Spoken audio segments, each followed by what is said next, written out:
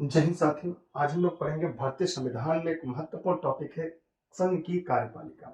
संघ की कार्यपालिका के तीन प्रमुख हिस्से हैं। तीन प्रमुख हिस्सों में बांटकर पढ़ते हैं। अगर हम इसकी बात करें तो सरकार क्या है, एक मन में सवाल आता है कि सरकार क्या है। तो सरकार के तीन प्रमुख अंग होते हैं। कौन कौन से होते हैं उन्हें अगर हम देखें समझें। एक होता है कार्यपालिका। अब सवाल मन में आता है कि कार्यपालिका क्या होती है, मतलब इसका काम क्या है। तो ये क्या है, संघ के कार्यों को, देखिए इसका कार्य क्या है, विधायिका द्वारा निर्मित जो नियम कानून होते हैं उन्हें क्रियान्वयन करना होता है। माने कार्यपालिका नाम से स्पष्ट हो रहा है, कार्य को पालन कराने वाली एक ऐसी पालिका से। इस प्रकार कार्यपालिका क्या है, विधायिका द्वारा बनाए गए, व्यवस्थापिका द्वारा बनाए गए कानून को लागू करवाने का काम करती है। कौन सी? कार्यपालिका। दूसरी होती है विधायिका, इसे हम व्यवस्थापिका के नाम से भी जानते हैं। सरकार के तीन अंग होते हैं, व्यवस्थापिका जिसे विधायिका भी कहते हैं, विधायिका, कार्यपालिका और न्यायपालिका। कई बार हम पहले इसको पढ़ते हैं, दूसरे नंबर पर इसे पढ़ते हैं और तीसरे पर पढ़ते हैं। मतलब विधायिका, कार्यपालिका और न्यायपालिका। विधायिका को हम एक नाम से और जानते हैं, क्या नाम से है विधायिका को, बताइए। अभी मैंने बताया था। तो अब इसका कार्य क्या होता है, विधायिका क्या होता है, कार्य का शासन के नियम तथा जनता के हित के लिए कानून का निर्माण करना। इसे हम व्यवस्थापिका कहते हैं। व्यवस्थापिका का काम क्या है, कानून बनाना। व्यवस्थापिका को विधायिका कहते हैं। ये केंद्र की अगर विधायिका की बात करें तो संसद है और राज्य की विधायिका विधानसभा होती है। उसी प्रकार कार्यपालिका की बात करें तो केंद्र की कार्यपालिका केंद्रीय मंत्रिपरिषद होती है। राज्य की बात करें तो राज्य मंत्रिपरिषद होती है। ये संसद द्वारा या विधानसभा द्वारा, यूं कह सकते हैं कि व्यवस्थापिका या विधायिका द्वारा बनाए गए कानून को लागू करवाने का काम कौन करती है, कार्यपालिका। अगर संसद द्वारा या यूं कहें विधायिका द्वारा, विधायिका कहने से दोनों आ जाएंगे, राज्य और केंद्र दोनों, मतलब विधायिका या व्यवस्थापिका द्वारा बनाए गए कानून का यदि कोई व्यक्ति उल्लंघन करता है उसे दंडित करने का काम कौन करती है, न्यायपालिका करती है। तो इसका कार्य मौजूदा कार्य के आधार पर विवाद का निर्णय करना है और यहाँ पर अगर कोई व्यक्ति उल्लंघन करता है उसे दंडित करने का भी काम करती है। आगे अगर हम देखेंगे यहाँ पे कार्यपालिका, हम लोग को जो टॉपिक आज पढ़ना है, जिस टॉपिक के बारे में हम लोग पढ़ने जा रहे हैं उसका नाम है संघ की कार्यपालिका। कार्यपालिका पढ़ेंगे, दो होती है, राज्य की कार्यपालिका होती है, संघ की कार्यपालिका होती है।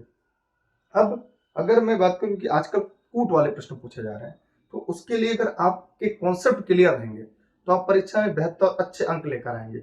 उसके लिए कुछ बातें आपको समझना और जानना ज्यादा बेहद जरूरी है। इसमें अगर हम बात करें तो अगर हमने संघ की कार्यपालिका पढ़ लिया तो राज्य की कार्यपालिका सेम इसी की तरह है, थोड़ा सा अंतर है।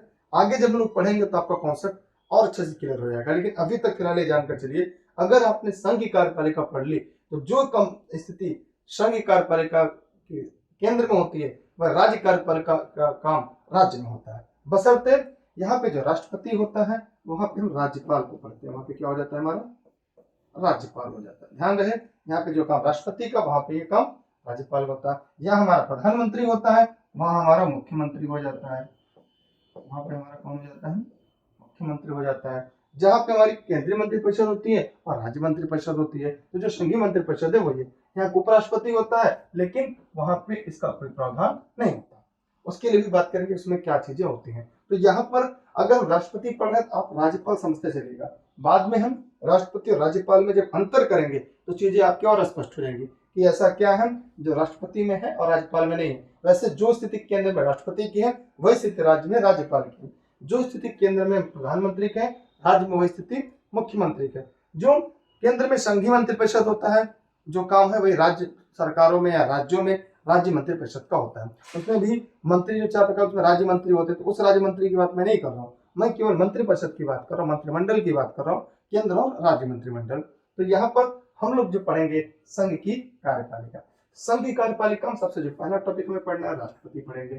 राष्ट्रपति परीक्षा में खूब झोला भर भर के सवाल आते हैं, तो यूं कह सकते हैं जो आज का हमारा सेशन है वो पूरी तरह से राष्ट्रपति पर होगा। दूसरा हम लोग को पढ़ना है उपराष्ट्रपति। उसके बाद क्या पढ़ेंगे हम लोग, उपराष्ट्रपति। माने एक टॉपिक में राष्ट्रपति पढ़ेंगे, हो सकता है या दो वीडियो बने। दूसरा हम उपराष्ट्रपति पढ़ेंगे। तीसरा हम लोग प्रधानमंत्री पढ़ेंगे। क्या पढ़ेंगे, प्रधानमंत्री पढ़ेंगे। फिर मंत्रिपरिषद, मतलब प्रधानमंत्री के साथ मंत्रिपरिषद को पढ़ लेंगे। ये सीरीज पूरी तरह से आप लोग को निःशुल्क ई-लर्निंग विद दुर्गेश के माध्यम से गेस्ट ग्रुप में मैं आप सभी के बेहतर तैयारी कराने के लिए मैं आपको पढ़ा रहा हूँ। मैं उम्मीद करता हूँ कि आप लोग भी इस सेशन को पूरा पढ़ेंगे। साथ ही साथ इस क्लास में हमारे साथ नोट्स भी बनाते चलेंगे। जहां कोई प्रश्न, कोई डाउट होगा, कमेंट सेक्शन में कमेंट करके आप पूछेंगे, हम आपको सभी तथ्यों के बारे में एक एक करके क्रम रूप से बताते चलेंगे। इस सेशन को, लाइव सेशन को स्वयं पढ़ते रहिएगा। आपके ढेर सारे सवाल हैं, लेकिन हम उस प्रश्नों को बाद में लेंगे। हमारा उद्देश्य क्या है? केवल कॉन्सेप्ट क्लियर करना। जब हम इसके एमसीक्यू की तरफ चलेंगे, मल्टीपल चॉइस क्वेश्चन की तरफ बढ़ेंगे, तब हम आपके डाउट को भी मिलाते हुए इसे और अच्छा बेहतर करने का प्रयास करेंगे। फिलहाल हमारा जो टॉपिक है राष्ट्रपति, आज की इस सेशन में हम लोग को जो पढ़ना है वो हमारा क्या है? राष्ट्रपति। आइए हम देखेंगे संघ की कार्यपालिका। अब एक दिमाग में सवाल आती है कि संघ की कार्यपालिका क्या है, कैसे इसको हमें पढ़ना है। आइए उस पर भी आपका ध्यान लेकर चलते हैं। यहाँ पर क्या होगा? भारत में संसदीय व्यवस्था को अपनाया गया। भारत में कैसी व्यवस्था अपनाई गई है?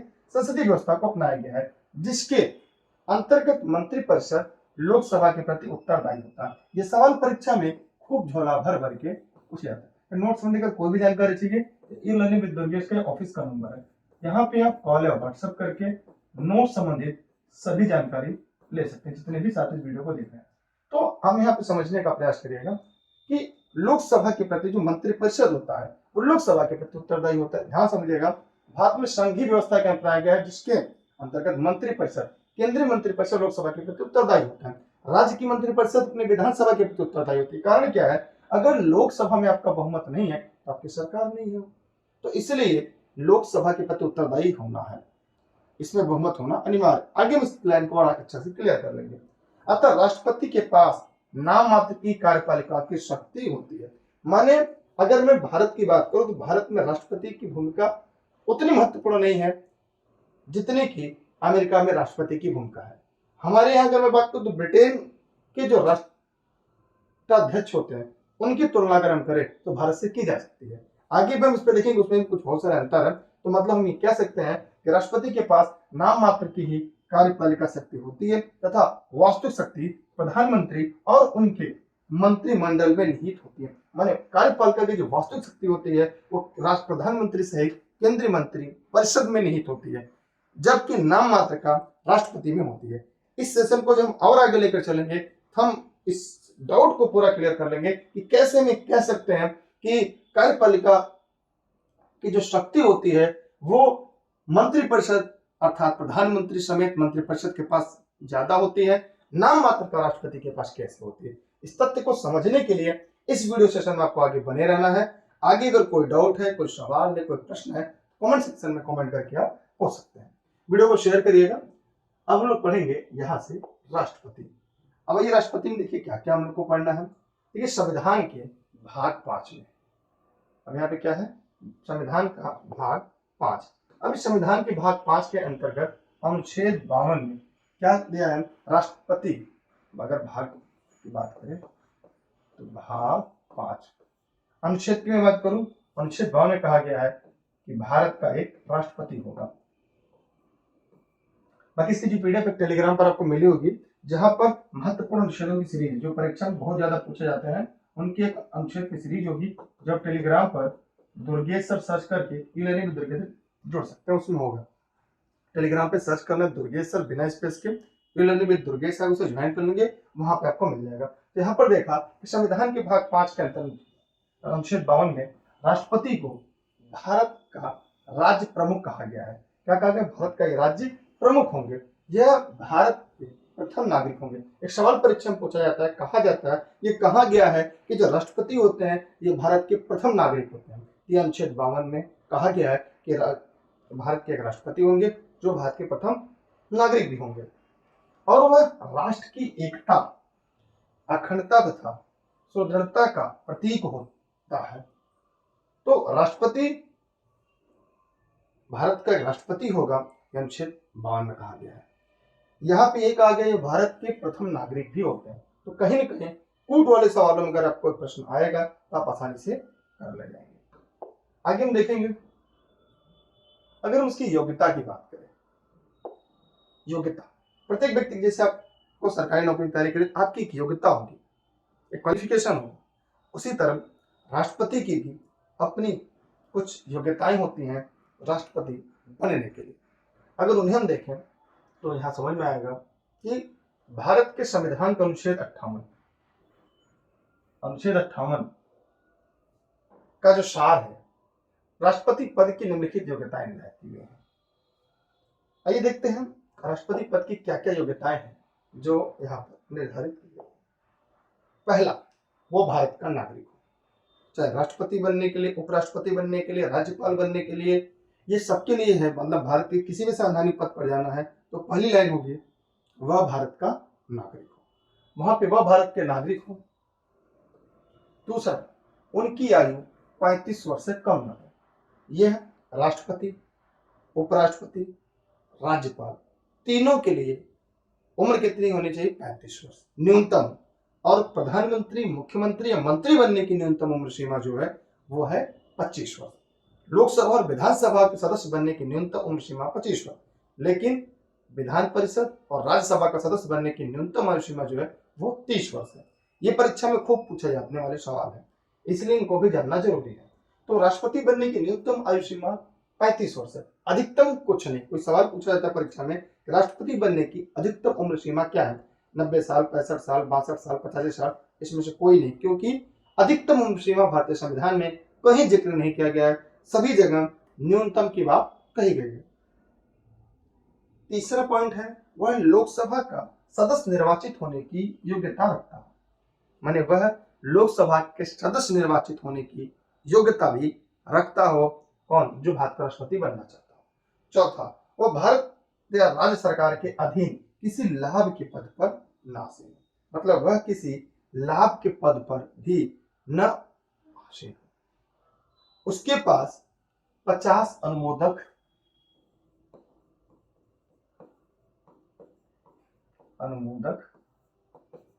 50 और प्रस्तावक, मतलब उसके अनुमोदक 50 और 50 प्रस्तावक भी होने चाहिए। इस प्रकार अगर इतना है तो कोई व्यक्ति राष्ट्रपति का चुनाव लड़ सकता है। अब कोई कहेगा कि सर मेरे दादा भारत के नागरिक हैं या मेरे पापा भारत के नागरिक हैं, उनकी आयु भी 35 वर्ष है, वो लोकसभा सदस्य निर्वाचित होने की योग्यता रखते हैं, वह राज्य सरकार के अधीन किसी लाभ के पद पर भी नहीं है, तो क्या वो राष्ट्रपति का चुनाव लड़ सकते हैं? अगर ऐसा हो जाए तो हर गांव से, प्रत्येक गांव से लोग राष्ट्रपति का चुनाव लड़ने के लिए खड़े हो जाएंगे, जिले से खड़े हो जाएंगे, राज्य से खड़े हो जाएंगे, इनकी संख्या बहुत ज्यादा हो जाएगी। अब इनकी संख्या को कम करने के लिए क्या किया जा सकता है? इनकी संख्या को कम करने के लिए यहाँ पे है 50 अनुमोदक और 50 प्रस्तावक होते हैं। जो ये अनुमोदक और प्रस्तावक उन्हीं में से होते हैं जो के वोटर होते हैं, जो राष्ट्रपति और के चुनाव में निर्वाचन करते हैं, माने जो मतदाता होते हैं। तो राष्ट्रपति के चुनाव के जो मतदाता होते हैं उनमें से 50 अनुमोदक, 50 प्रस्तावक होने चाहिए, जो चाहे वो राज्यसभा के सदस्य हो, लोकसभा के हो, विधानसभा के, कोई भी हो सकते हैं उनमें से। अब देखते हैं निर्वाचन की प्रक्रिया क्या होती है। यह भारतीय संविधान अनुच्छेद 54 में इसका जिक्र किया गया। क्या जिक्र किया गया देखते हैं। अनुच्छेद 54 में के अंतर्गत इनके निर्वाचन में राज्यसभा, जैसा कि ऊपर मैंने बताया, राज्यसभा, लोकसभा और राज्यों की विधानसभाओं के निर्वाचित सदस्य, ध्यान दीजिएगा निर्वाचित शब्द का प्रयोग किया गया है, यह शब्द बहुत इंपॉर्टेंट है। निर्वाचित मतलब जो जनता द्वारा सीधे चुने गए, चाहे वो लोकसभा हो, चाहे राज्यसभा के हो, चाहे वो विधानसभा। राज्यसभा में निर्वाचित का मतलब ये है कि जो राष्ट्रपति द्वारा मनोनीत होते हैं वो राष्ट्रपति के चुनाव में हिस्सा नहीं ले सकते, तथा संघीय क्षेत्रों की विधानसभाओं के निर्वाचित सदस्य भाग लेते हैं। संघीय क्षेत्र की मैं बात करूं, जैसे दिल्ली है, जम्मू कश्मीर है, लद्दाख है। देखिए जम्मू कश्मीर और लद्दाख भी क्या है, केंद्र शासित प्रदेश है, तो यहाँ के भी विधानसभा के सदस्य इसमें हिस्सा ले सकते। जैसे पुदुचेरी है। आगे देखते हैं, अगर विधानसभाओं की बात करें तो आपका कश्मीर हो गया, दिल्ली हो गया, पुदुचेरी हो गया, तो यहां से आगे फिर है अगला, राष्ट्रपति का चुनाव अप्रत्यक्ष रूप से एक निर्वाचक मंडल द्वारा होता है। माने राष्ट्रपति का चुनाव अप्रत्यक्ष रूप से होता है, माने ऐसा चुनाव जिसमें जनता सीधे वोट नहीं करती, हम उसे अप्रत्यक्ष कहते हैं, क्योंकि इसमें सीधे जनता वोट नहीं करती। उसमें कौन देंगे? जनता द्वारा चुने गए विधायक, मतलब विधानसभा के निर्वाचित सदस्य, राज्यसभा के निर्वाचित सदस्य और लोकसभा के निर्वाचित सदस्य ही राष्ट्रपति के चुनाव में हिस्सा लेते हैं। अगला पॉइंट है, राष्ट्रपति के निर्वाचन के लिए अनुपातिक प्रतिनिधित्व एकल संक्रमणी प्रणाली को अपनाया जाता है। इसका कारण है कि कोई भी मत इसमें खराब नहीं होता। इसको हम एग्जाम्पल देकर आपको एकदम समझा देंगे कि क्या होता है। लेकिन एक सवाल परीक्षा पूछा जाता है, राष्ट्रपति के निर्वाचन के लिए अनुपातिक प्रतिनिधित्व की एकल संक्रमणी प्रणाली के अपनाया। कह रहा राष्ट्रपति के निर्वाचन मंडल के प्रत्येक सदस्य के मत का मूल्य समान नहीं होता। अब यहाँ पर एक बात समझने वाली बात है कि राष्ट्रपति के निर्वाचक मंडल माने निर्वाचन मंडल में के प्रत्येक सदस्य माने जो मतदाता होते हैं राष्ट्रपति चुनाव के, उनके मत की मूल्य जो एक जैसा नहीं होता। तो विधानसभा सदस्य है उसका मत मूल्य कम होगा, लोकसभा का सदस्य उसका मत मूल्य ज्यादा होगा, राज्यसभा के सदस्य हैं। तो इस प्रकार इनके जो मत मूल्य होते हैं ये एक समान एक बराबर नहीं होते। इस दशा में क्या होगा, तो यहाँ पर हम देखते हैं कि प्रत्येक सदस्य के मत का मूल्य दो सिद्धांतों के आधार पर निश्चित किया जाता है। वो जो सिद्धांत है वह ये देख लेते हैं। अब इनके मत मूल्य को कैसे निकाला जाएगा। जो यहाँ पर पहला है माने समरूपता एवं समतुल्यता का सिद्धांत। इसका सिद्धांत समरूपता या समतुल्यता का सिद्धांत। इसमें क्या, इस सिद्धांत के अनुसार एक ही प्रक्रिया के माध्यम से सभी राज्यों के निर्वाचित विधानसभा सदस्यों के मत मूल्य तथा निर्धारण किया जाएगा। ध्यान दीजिएगा, मतलब इस प्रक्रिया के माध्यम से सभी राज्यों के निर्वाचित विधानसभा सदस्यों के मत मूल्य का निर्धारण किया जाएगा। इनके मत मूल्य का योग संसद के दोनों सदनों के निर्वाचित सदस्यों के मत मूल्य के योग के समान समतुल्य होगा। दोनों सदनों की बात करूं मैं तो आप जानते हैं कि 543 सदस्य जो हैं वो लोकसभा में जनता द्वारा सीधे चुने जाते हैं। अगर मैं राज्यसभा की बात करूं तो आपके हैं 233 सदस्य। तो यहाँ पर ये कह रहा है कि दोनों सदनों के निर्वाचित सदस्यों के मत मूल्य के योग के समान होते हैं, समतुल्य। इसे अनुपातिक, इसे क्या कहते हैं, अनुपातिक प्रतिनिधित्व की संज्ञा दी जाती है। तो ये पहला मुझे लग रहा है आपको तो समझ में आ गया होगा कैसे। माने सभी राज्यों के विधानसभाओं के सदस्यों का, निर्वाचित सदस्यों के मत मूल्य संसद के दोनों सदनों के निर्वाचित सदस्यों के मत मूल्य के बराबर। इसे हम क्या कहते हैं, अनुपातिक प्रतिनिधित्व कहा जाता है। तो आप समझ सकते हैं इसको और आगे चलेंगे। दूसरा है एकल संक्रमणीय मत प्रणाली सिद्धांत। इस सिद्धांत के अनुसार प्रत्येक मतदाता प्रत्याशियों की संख्या के अनुरूप अपना मत वरीयता क्रम से देगा। जैसे मान लीजिए ए बी सी 3 उम्मीदवार हैं। अब उसमें ए कोई वोट देने के लिए गया, हो सकता है इन्हें 1 नंबर पे दे, इन्हें 2 नंबर, इन्हें 3 नंबर पे दे। फिर कोई व्यक्ति जाता है, इन्हें 3 नंबर देता है, इन्हें 2 नंबर, इन्हें 1 नंबर। फिर कोई व्यक्ति जाता है यहाँ पर 2 नंबर, 1 नंबर, 3 नंबर देता है। फिर कोई व्यक्ति और जाता है मतदान करने के लिए, 1 नंबर देता है, 2 नंबर, यहाँ 3 नंबर। अब देखेंगे कि कहां पे एक बी को, अगर एक लाइन हम और ले लेते हैं, जैसे 3 है, 1 है, 2 है। अब देखिए इसमें मतदाता क्या है, अब बी को 1 2 3 बार वरीयता क्रम में 1 पर रखा गया है और किसी को नहीं रखा गया 1 2। बी को देखेंगे दूसरे नंबर कहां रखा गया है, तो हम देखते हैं कि प्रत्येक, जैसे अगर 3 उम्मीदवार हैं, अगर आप मतदान करने जाएंगे तीनों को वोट करें, अपना वरीयता देंगे। जैसे बी को अपने दूसरे पर रखा, ए को दूसरे पर रखा, बी को पहले पर रखा, सी को अपने तीसरी वरीयता दिया। दूसरा व्यक्ति वोट देने गया, उसने सी को पहले पर रखा, बी को दूसरे पर रखा, ए को तीसरे पर उसने रख दिया। तो इसके जो ज्यादा वरीयता जिसका होगा उसको काउंट करेंगे, फिर दूसरे नंबर कौन ज्यादा है, इस प्रकार करके हम अंत तक मतगणना करते हैं। इसलिए यहाँ पे मतदान मत खराब नहीं होता और इसमें 50% से अधिक मत प्राप्त करना अनिवार्य होता है, ये भी याद रहेगा। यहाँ पे देखिए इस सिद्धांत के अनुसार प्रत्येक मतदाता प्रत्याशियों की संख्या के अनुरूप अपना मत वरीयता क्रम में देगा। सरल शब्दों में प्रत्येक प्रत्याशी को, प्रत्येक मतदाता अपना जो वरीयता क्रम के अनुसार वोट देगा। अभी आपने कभी वोट दिया होगा विधानसभा में, लोकसभा में या पंचायत चुनाव में आपने देखा होगा ढेर सारे प्रत्याशी होते हैं। अगर आपने ईवीएम में कोई बटन दबाया होगा तो एक बटन दबाते हैं बीप की आवाज आती है, तो उसके अलावा दूसरे को मतदान कर सकते हैं नहीं। तो लेकिन राष्ट्रपति के चुनाव में आप एक से अधिक व्यक्ति को भी मतदान कर सकते हैं, मतलब जितने लोग हैं सबको अपने क्रम के अनुसार, वरीयता क्रम के अनुसार रख सकते हैं, इससे आपका मत खराब नहीं होता। वो भी आगे हम लोग पढ़ेंगे, उसको भी अच्छे सीखेंगे कैसे क्या है ये। अब हम देखेंगे इसमें और कुछ चीजें हैं। राष्ट्रपति उम्मीदवार के लिए निर्वाचक मंडल को 50 सदस्य प्रस्तावक और 50 सदस्य अनुमोदक के रूप में आवश्यक माने जाते हैं। माने अगर किसी व्यक्ति को राष्ट्रपति का चुनाव लड़ना है, निर्वाचन से पहले उन्हें 50 अनुमोदक और 50 प्रस्तावक होने चाहिए। ये अनुमोदक और जो प्रस्तावक होते हैं ये उन सदस्यों में से ही होने चाहिए। ऐसा नहीं अलग से आप घर से लेकर आ जाएंगे, ऐसा नहीं है। निर्वाचन मंडल में जो मतदान कर सकते हैं वही इसमें हो सकते हैं। और कुछ बातें ये हैं कि नामांकन दाखिल करते समय उम्मीदवार को जमानत राशि के रूप में 15,000 रुपए अदा करना होता है। अगर जमानत जब्त हो गई तो पैसे आपको नहीं मिलते। सुना होगा कि जमानत जब्त हो गई।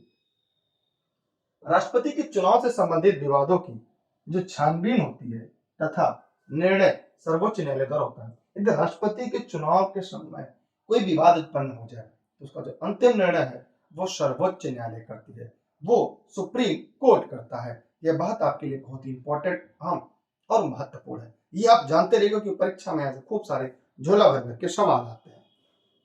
अगला है किसी राज्य की विधानसभा भंग होने के कारण राष्ट्रपति नहीं रोका जा सकता। मतलब यदि राष्ट्रपति का चुनाव होना है, अचानक किसी 3 राज्यों या 4 राज्यों की या किसी एक राज्य की विधानसभा भंग हो जाए तो क्या राष्ट्रपति के चुनाव को टाला जा सकता है कि जब तक विधानसभा न निर्वाचित होकर आए तब तक हम चुनाव या निर्वाचन ना करें।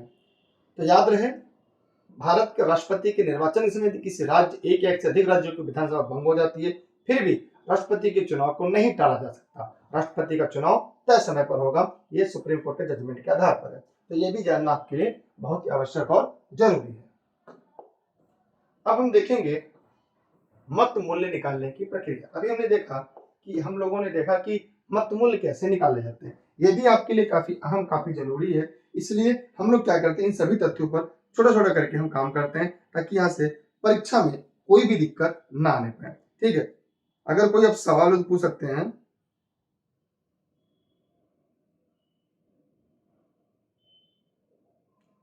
जो लोग वीडियो देख रहे हैं एक बार कमेंट करके जरूर बताएंगे।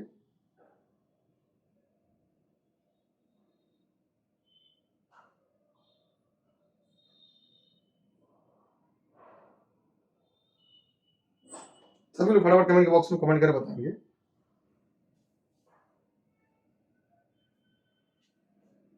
चलिए आगे हम लोग इस पर जरूर देखेंगे।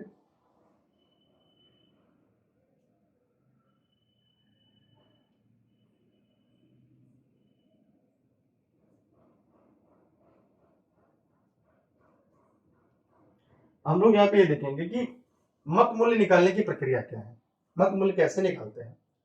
तो हम देखेंगे राष्ट्रपति की अगर हम बात करें तो राष्ट्रपति के चुनाव जीतने के लिए न्यूनतम वोट कोटा होता है। 50% ज्यादा अगर पाएंगे तो चुनाव नहीं जीतेगा, यानी प्रत्येक व्यक्ति को 50% ज्यादा मत पाना अनिवार्य है।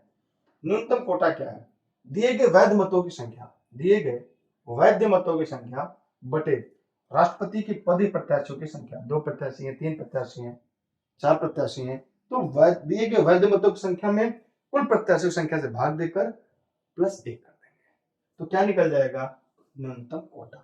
इससे कम आपको नहीं प्राप्त करना। दूसरा, किसी भी राज्य विधानसभा के सदस्य के मतों की संख्या मूल्य कैसे निकालते हैं, माने किसी भी राज्य की विधानसभा के सदस्यों का मत मूल्य कैसे निकालेंगे, इसकी प्रक्रिया क्या है, ध्यान देने की बात है। राज्य की कुल जनसंख्या, राज्य की कुल जनसंख्या में क्या करेंगे, राज्य विधानसभा के निर्वाचित सदस्यों की कुल संख्या से भाग दे देंगे। ठीक, फिर क्या कर देंगे, तो यहां से सवाल आपके प्राय परीक्षाओं में पूछ लिए जाते हैं। इसलिए उम्मीद करते हैं यहां से आपको गलती ना होने पाए। आगे देखेंगे, कह रहा है कि संसद के प्रत्येक सदन के प्रत्येक निर्वाचित मत मूल्य, ये सभी राज्य विधान को के मतमूल के में संसद के निर्वाचित सदस्यों की कुल संख्या से भाग देते हैं। अब हम कार्यकाल की बात करें, हम क्या करते हैं, कार्यकाल की बात करते हैं, जहां से भी सवाल परीक्षा में खूब आपके पूछे जाते हैं। अब हम लोग देखेंगे कि राष्ट्रपति का कार्यकाल कितना है, उनकी पदत्याग क्या है। इसका जिक्र भारतीय संविधान का अनुच्छेद 56 में है। हम यहाँ पे देखेंगे कि अपने पद ग्रहण करने की तिथि से 5 वर्ष तक पद समाप्ति के बाद भी तब तक बना रह सकता है जब तक कोई उत्तराधिकारी न आए। माने राष्ट्रपति का जो कार्यकाल है 5 वर्ष का होता है, लेकिन ध्यान रहे अगर राष्ट्रपति का कार्यकाल 5 वर्ष पूरा हो जाए, वो तब तक राष्ट्रपति पद पर बना रहेगा जब तक कि अगला राष्ट्रपति चुनकर ना आ जाए।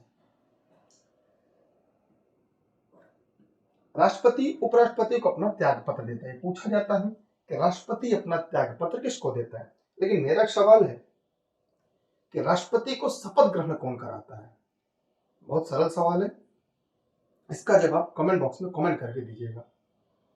और लोकसभा के अध्यक्ष के तुरंत सूचित करता है, माने राष्ट्रपति अपना त्याग पत्र उपराष्ट्रपति को देता है, उपराष्ट्रपति तुरंत क्या करता है, वो लोकसभा के अध्यक्ष को सूचित करता है। अब हम देखेंगे महाभियोग, भारतीय संविधान का अनुच्छेद 61, महाभियोग की प्रक्रिया, माने राष्ट्रपति को उसके पद से हटाने की जो प्रक्रिया उसे महाभियोग का नाम दिया गया है। जानते हैं महाभियोग की प्रक्रिया क्या है। राष्ट्रपति को संविधान का उल्लंघन करने पर महाभियोग चलाकर उसे पद से हटाया जा सकता है। महाभियोग की इस प्रक्रिया को अमेरिका के संविधान से लिया गया है। मतलब जो महाभियोग की प्रक्रिया भारतीय संविधान में है, ये अमेरिका के संविधान से लिया गया है। दूसरा सवाल, जो राष्ट्रपति का पद है, ये भारत में किस संविधान से ग्रहण किया, किस देश संविधान से ग्रहण किया गया, इसका भी जवाब इस वीडियो के कमेंट बॉक्स में कमेंट के माध्यम से जरूर दीजिएगा। वीडियो को जहां भी देख रहे हैं शेयर करिएगा, लाइक नहीं किया तो लाइक करिएगा, और अगर फेसबुक पे देख रहे हैं पेज को फॉलो करिएगा, यूट्यूब पे देख रहे हैं चैनल को सब्सक्राइब करिएगा, अगर ऐप पे वीडियो को देख रहे हैं तो शेयर करिएगा। जहां भी आपको मिलो इस प्लेटफॉर्म को, इस वीडियो कहीं भी आप डालकर किसी तक पहुंचा दीजिए, ताकि मेरे माध्यम से ज्यादा लोगों की मदद हो सके। संसद किसी भी सदन में महाभियोग का प्रस्ताव लाया जा सकता है। मैंने ये ध्यान रहे कि अगर महाभियोग की प्रक्रिया संसद के किसी भी सदन में शुरू की जा सकती है, चाहे वो लोकसभा में हो चाहे वो राज्यसभा, या पहले राज्यसभा में या पहले लोकसभा में, माने संसद के किसी भी सदन में राष्ट्रपति पर जो महाभियोग की प्रक्रिया है वो शुरू की जा सकती है। इस प्रस्ताव को सूचना राष्ट्रपति को 14 दिन पूर्व प्राप्त होनी चाहिए, लेकिन ध्यान रहे इसकी जो सूचना है वो राष्ट्रपति को 14 दिन पहले प्राप्त होनी चाहिए, जिससे सदन कम से कम 1/4 सदस्यों के हस्ताक्षर होने चाहिए। मतलब ध्यान रहे, जिस सदन, मान लीजिए इससे पहले राज्यसभा में महाभियोग का प्रस्ताव लाया गया, तो जितने भी सदस्य हैं उसके 1/4 सदस्य के हस्ताक्षर प्रति राष्ट्रपति को 14 दिन पहले पहुंच जाना चाहिए कि आपके ऊपर महाभियोग की प्रक्रिया लगनी है। तो राष्ट्रपति स्वयं या अपने किसी उत्तराधिकारी या अटॉर्नी जनरल, उत्तराधिकारी नहीं अटॉर्नी जनरल, या अपने किसी वरिष्ठ या कनिष्ठ किसी भी व्यक्ति को स्वयं इस मामले का संज्ञान ले सकता है और अपनी बचाव कर सकता है, यहाँ तक वकील भी ले सकता है। इसमें बहुत सारे तथ्य हैं, उसको भी हम लोग आगे डिस्कस करेंगे, लेकिन ध्यान रहे इसमें 1/4 सदस्यों का हस्ताक्षर होने नहीं वाला है। किंतु महाभियोग की प्रक्रिया पूर्ण करने के लिए उसमें 1/3 सदस्य का बहुमत होना चाहिए। 1/4 का हस्ताक्षर, लेकिन बहुमत महाभियोग प्रक्रिया पारित होने के लिए 1/3 होना चाहिए। ये बातें याद रखिएगा, क्योंकि कई बार परीक्षाओं में यहाँ से दिक्कत हो जाती है। लोग कहते हैं सर मुझे तो नहीं बताया गया था, या मैंने नहीं पढ़ा था, मैंने ध्यान नहीं दिया था। महाभियोग के विरुद्ध किसी भी न्यायालय में अपील नहीं की जा सकती। माने महाभियोग के विरुद्ध में किसी भी न्यायालय में अपील नहीं की जाती। अपितु मैंने आपको जैसे कि पहले बता दिया कि हाँ, आप एक काम कर सकते हैं, राष्ट्रपति के चुनाव संबंधी अगर कोई विवाद हो उसके लिए आप सुप्रीम कोर्ट जा सकते हैं।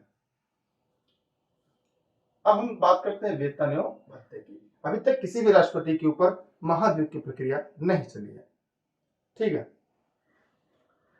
अगला क्या है, वेतन और भत्ते। वेतन भत्ते में क्या है, राष्ट्रपति का मासिक वेतन वर्तमान में 5 लाख रुपया है, जो कि आयकर से मुक्त है। साथ ही साथ अन्य अभी कुछ बढ़ा भी था। निःशुल्क निवास स्थान, कार्यालय कार्यकाल के दौरान वेतन और भत्ते में किसी प्रकार की कमी नहीं की जा सकती। राष्ट्रपति भवन के जानते मालिक भी होता है, और उसके कार्यकाल के दौरान उसके वेतन भत्ते में किसी प्रकार की कोई कटौती नहीं हो सकती। पद रिक्ति की अगर हम बात करें, यहाँ पे जान लीजिएगा मृत्यु की, अगर राष्ट्रपति की मृत्यु हो जाए या त्यागपत्र दे या उसके ऊपर महाभियोग की प्रक्रिया लगाकर राष्ट्रपति को उनके पद से अगर हटा दिया जाए तो उपराष्ट्रपति, तब क्या होता है, उपराष्ट्रपति राष्ट्रपति के रूप में कार्यों का, कर्तव्यों का निर्वहन करते हैं। जब तक उपराष्ट्रपति राष्ट्रपति पद का निर्वहन करते हैं तब तक उन्हें वेतन भत्ते राष्ट्रपति के प्राप्त होते हैं। तो भारत का मुख्य न्यायाधीश और आज उसका भी पद रिक्त हो तो उच्चतम न्यायालय का, अच्छा ध्यान दीजिएगा, अगर मान लीजिए राष्ट्रपति नहीं है तो उपराष्ट्रपति कार्यवाहक राष्ट्रपति होते हैं। अगर उपराष्ट्रपति भी नहीं है तब सुप्रीम कोर्ट के जो चीफ जस्टिस ऑफ इंडिया है वो कार्यवाहक राष्ट्रपति होते हैं। ऐसा एक बार हो चुका है, एम हिदायतुल्लाह भारत के कार्यवाहक राष्ट्रपति रह चुके हैं। दूसरी चीज ये है कि अगर वो भी, सवाल आता है कि सर अगर वो भी जो है ना रहता तो कोई वरिष्ठ सदस्य जो होता है सुप्रीम कोर्ट का या उच्चतम न्यायालय का, वो कार्यवाहक राष्ट्रपति बनेगा। अब हम बात करते हैं राष्ट्रपति की शक्तियां व कर्तव्य, क्योंकि परीक्षाओं में जो सवाल पूछे जाते हैं उनमें हमें कई चीजें ऐसी होती हैं जो ज्यादा जरूरी समझनी होती है, क्योंकि यहाँ से भी प्रश्न परीक्षाओं में झोला भर भर के आते हैं और हर चीज को समझना जरूरी है। साथ में साथ आप नोट्स बना ले या आप चाहे तो इसकी स्क्रीनशॉट भी अपने साथ क्लिक करते चल सकते हैं ताकि आपको कहीं भी किसी प्रकार कोई समस्या ना होने पाए। शक्तियों की बात करें, पहला है राष्ट्रपति द्वारा प्रयोग की जाने वाली शक्तियों में कौन कौन सी प्रमुख है। इसकी देखिए एक और पीडीएफ होगी जो आपको टेलीग्राम पर मिल जाएगी और इसकी एनसीईआरटी सीरीज एक बार आप कवर कर लीजिए ताकि आपका बेस स्ट्रॉन्ग रहे। उसके लिए आप ई-लर्निंग विद ऐप से एनसीईआरटी की किताबें आप पढ़ सकते हैं, हिंदी अंग्रेजी दोनों मीडियम में, जो आपकी काफी मदद कर सकती है। अनुच्छेद 53 के अनुसार संघ की जो कार्यपालिका की शक्ति होती है वो राष्ट्रपति में निहित होती है। इसके नाम से, माने राष्ट्रपति के नाम से ही देश की नीतियां संचालित होती हैं। यह मंत्रिमंडल के सहयोग से कार्यपालिका का संचालन करता है। माने राष्ट्रपति कार्यपालिका का जो शक्तियों का ये प्रयोग करता है ये मंत्रिमंडल के सहयोग से कार्य करता है और मंत्रिमंडल लोकसभा के प्रति उत्तरदायी होता है, ये भी आप जानते हैं। और मंत्रिमंडल का जो प्रमुख होता है वो प्रधानमंत्री होता है। अब यहाँ पर हम देखेंगे राष्ट्रपति निम्न नियुक्तियां करता है। कौन कौन सी करता है? राष्ट्रपति प्रधानमंत्री की नियुक्ति करता है। परीक्षा में सवाल आता है कि प्रधानमंत्री का निर्वाचन होता है, नियुक्ति, तो याद रहे प्रधानमंत्री की नियुक्ति होती है। ये मैं पढ़ा देता हूँ क्योंकि परीक्षा में आते हैं तो गलती कर जाते हैं। प्रधानमंत्री की सलाह पर अन्य मंत्रियों की भी नियुक्ति करता है कौन? राष्ट्रपति। अन्य सदस्यों की उच्चतम न्यायालय, उच्च न्यायालय के अन्य न्यायाधीशों की जो नियुक्ति होती है वो राष्ट्रपति करते हैं। और सर्वोच्च न्यायालय के न्यायाधीशों को शपथ ग्रहण भी कराते हैं। महालेखा परीक्षक, राज्यों के राज्यपाल, मुख्य एवं अन्य चुनाव आयुक्त को भी नियुक्त कौन करते हैं? राष्ट्रपति करते हैं। भारत के महान्यायवादी की नियुक्ति कौन करते हैं? राष्ट्रपति करते हैं। अंतरराज्य परिषद के सदस्यों की नियुक्ति राष्ट्रपति। संघ लोक सेवा आयोग के अध्यक्ष की नियुक्ति, अन्य सदस्यों की नियुक्ति, संघीय क्षेत्रों के मुख्य आयुक्तों की भी आयोग के सदस्यों की नियुक्ति राष्ट्रपति करते हैं। भाषा आयोग के सदस्यों की नियुक्ति राष्ट्रपति करते हैं। पिछड़ा वर्ग आयोग के अध्यक्ष सदस्यों की नियुक्ति कौन करते हैं? राष्ट्रपति करते हैं। अल्पसंख्यक आयोग के सदस्यों और अध्यक्ष की नियुक्ति भारत के राष्ट्रपति। भारत के राजदूतों की नियुक्ति भारत के राष्ट्रपति। अन्य राजनयिकों की नियुक्ति राष्ट्रपति। अनुसूचित क्षेत्रों के प्रशासकों के संबंध में रिपोर्ट करने वाले आयोग के सदस्यों की भी नियुक्ति राष्ट्रपति ही करते हैं। तो केंद्र की जितनी भी नियुक्तियां होती हैं वो जानते रहिएगा कि राष्ट्रपति ही करते हैं। स्क्रीनशॉट रख लीजिएगा, परीक्षा में आपके काम आएंगे। वैसे आप नोट्स अगर साथ में बनाते चलेंगे तो बेस्ट है। वैसे इससे भी शॉर्ट नोट्स आपको टेलीग्राम पर मिल जाएगी, आप वहां पे जोड़ सकते हैं। देखिए सर्च करना है आपको दुर्गेश सर, जैसे यह दुर्गेश सर सर्च करेंगे ई लर्निंग विद दुर्गेश आएगा, आप उसे ज्वाइन करेंगे। जहाँ पे सभी क्लासेस फ्री आपको मिलती रहेंगी। मेरे द्वारा सभी क्लासेस फ्री आपको मिलती हैं जो आप पढ़ सकते हैं, अध्ययन कर सकते हैं, अपनी तैयारी को बेहतर कर सकते हैं। विधायी शक्तियों की बात करें तो राष्ट्रपति की विधायी शक्तियां क्या क्या है? संसद का अधिवेशन बुलाने तथा लोकसभा को भंग करने की शक्ति। तब जानते हैं अनुच्छेद 108 के तहत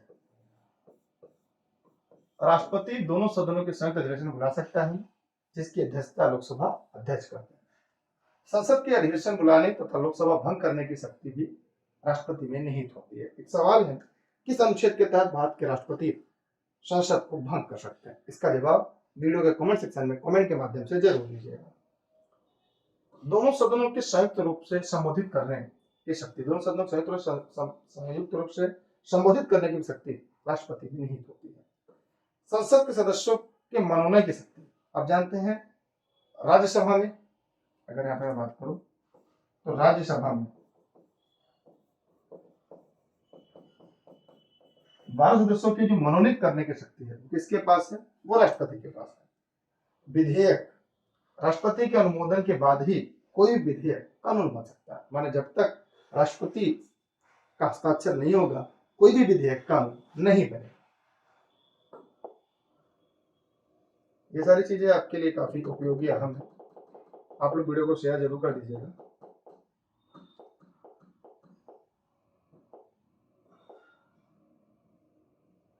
आगे देखेंगे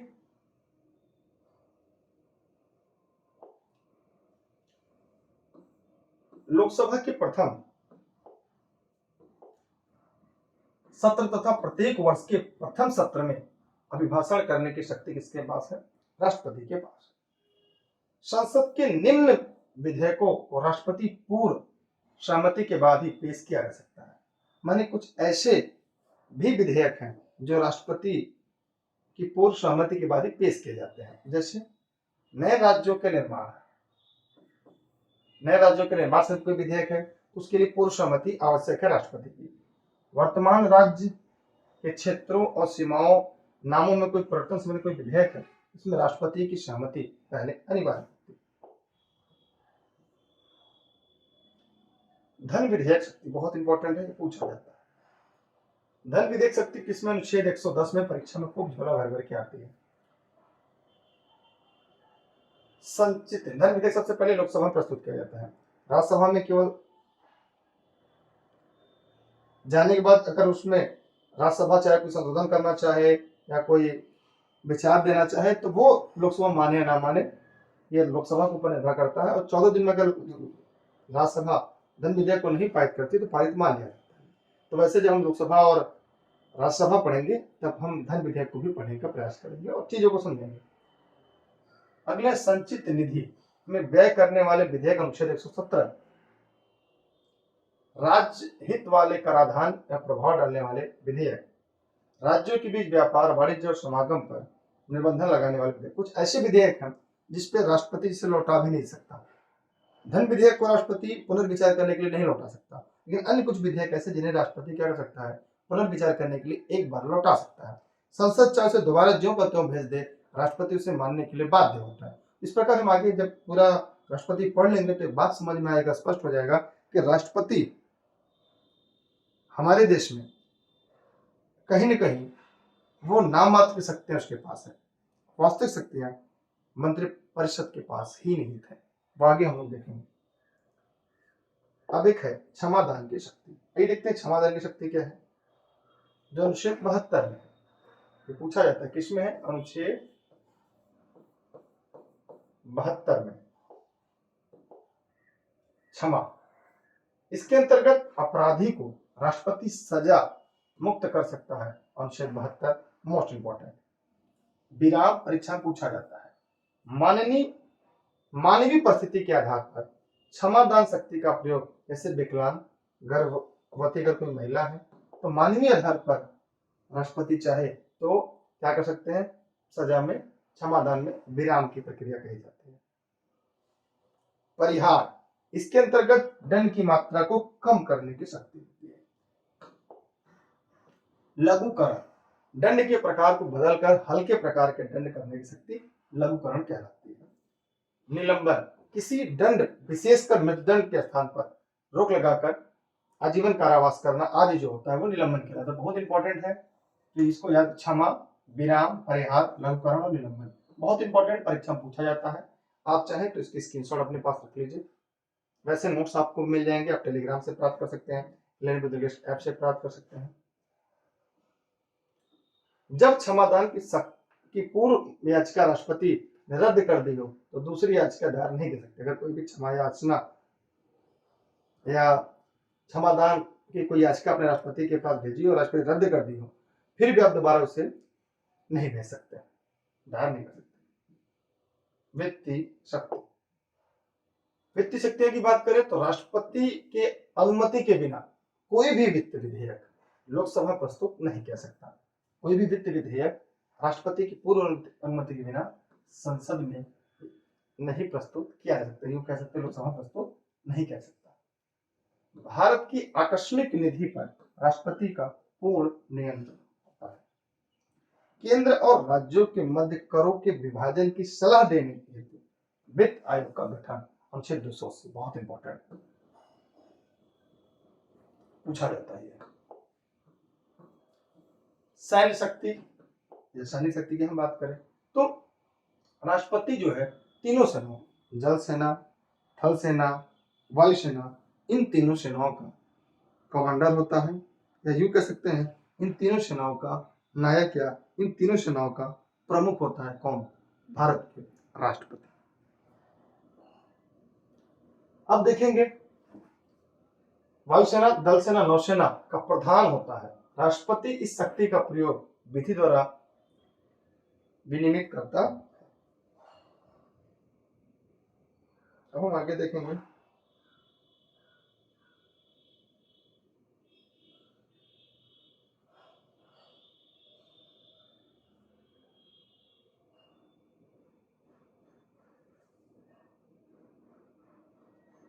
चलिए अब हम देखेंगे यहाँ पे राजनीतिक शक्ति।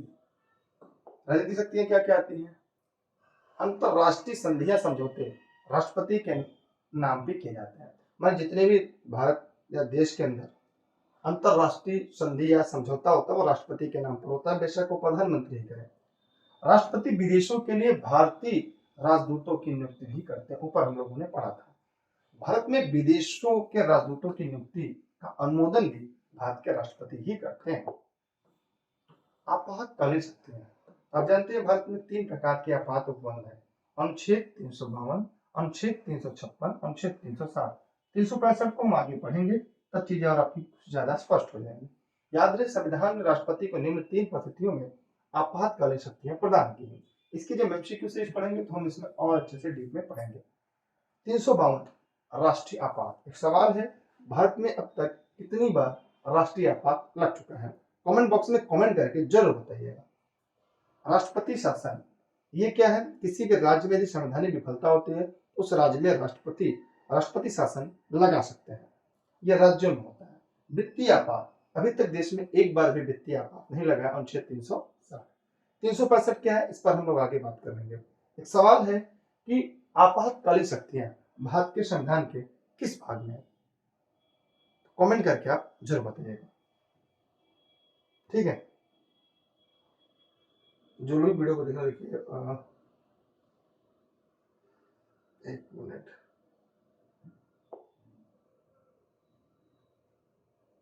लैग हो रहा लग रहा।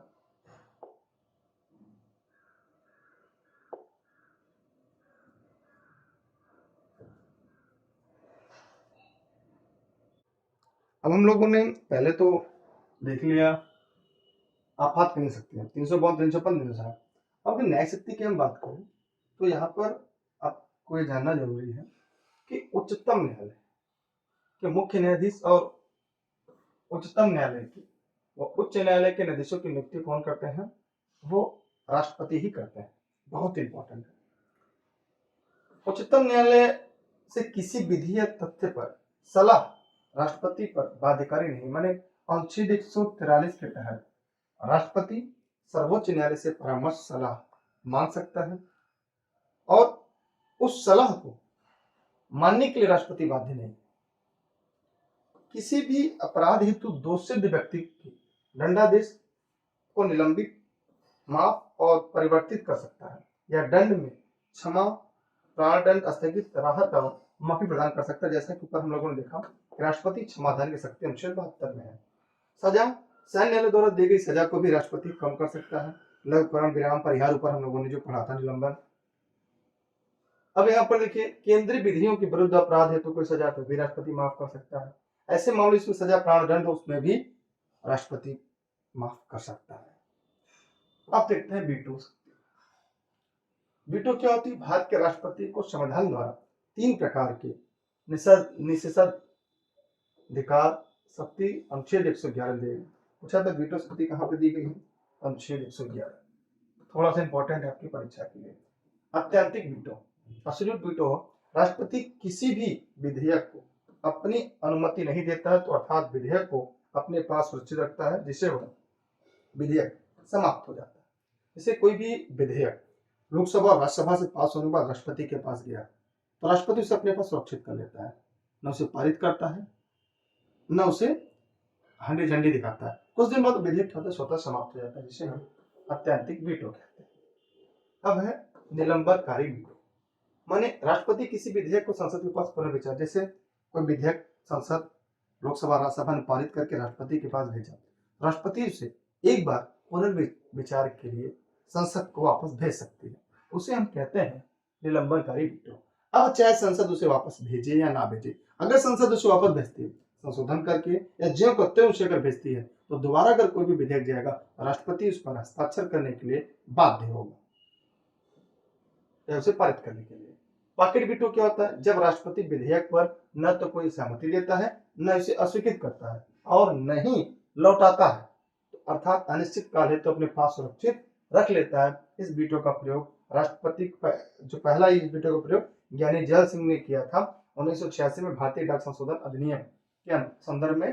पॉकेट वीटो उन्होंने उसको पारित किया, उसे वापस भेजा, अपने पास उन्होंने सुरक्षित रख लिया। इस प्रकार हम लोगों ने देखा 3 प्रकार की वीटो, अत्यंतिक वीटो, निलंबनकारी और पॉकेट वीटो। अध्यादेश क्या होता है?